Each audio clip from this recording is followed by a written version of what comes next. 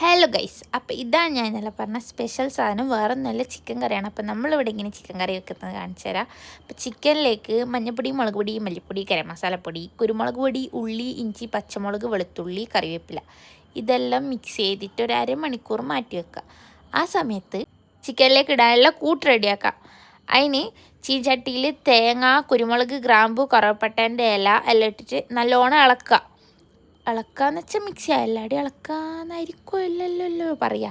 അപ്പം മിക്സ് ചെയ്യുക. ഇളക്കാന്ന് വെച്ചാൽ മിക്സ് ചെയ്യുക. അപ്പം അതിലേക്ക് കുറച്ച് മഞ്ഞൾപ്പൊടിയും കൂടെ ഇട്ടിട്ട് നല്ലോണം മിക്സ് ചെയ്യുക. എന്നിട്ട് അതിലേക്ക് കുറച്ച് ചുവന്ന മുളക് ഇടുക. നമ്മൾ ഈ മുളകിനൂടെ ചുവന്ന മുളക് എന്നാട്ടോ പറയാം.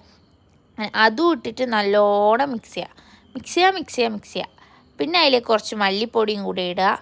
എന്നിട്ട് നല്ലോണം മിക്സ് ചെയ്യുക. പിന്നെ ഈ ഒരു ബ്രൗൺ കളറായി വരുമ്പോൾ നമ്മൾ അത് ഗ്യാസ്മെന്ന് എടുത്തിട്ട് ഒരു മിക്സിൻ്റെ ജാറിലിട്ടിട്ട് കുറച്ച് വെള്ളം ഒഴിച്ചിട്ട് നല്ലോണം അടിച്ചെടുക്കുക.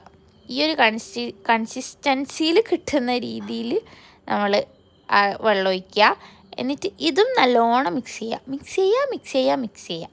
എന്നിട്ട് നമ്മൾ അതിലേക്ക് കുറച്ച് വെള്ളം കൂടെ ഒഴിച്ച് നമുക്ക് ആവശ്യത്തിനുള്ള ഗ്രേവീൻ്റെ അത്ര അളവിൽ വെള്ളം ഒഴിച്ച് അതിലേക്ക് 3 തക്കാളി മുറിച്ചിടുക.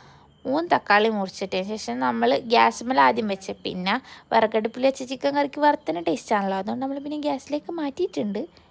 വിറകടുപ്പിലേക്ക് മാറ്റിയിട്ടുണ്ട് ഗ്യാസുമെന്ന്. എന്നിട്ട് നമ്മൾ അതിലേക്ക് ഇടാനുള്ള തേങ്ങാക്കൊത്ത് റെഡിയാക്കി നമ്മൾ തേങ്ങാക്കൊത്തും അതിലേക്കിട്ട് പിന്നെ നമ്മൾ ലാസ്റ്റായിട്ട് അതിലേക്ക് കുറച്ച് ഉരുളക്കിഴങ്ങ് കൂടെ മുറിച്ചിട്ട്. അപ്പോൾ ഇതിൻ്റെ കോമ്പിനേഷൻ വീഡിയോ ആയിട്ടുള്ള പത്തലിൻ്റെ റെസിപ്പി ആയിട്ട് വരാം. ബൈ.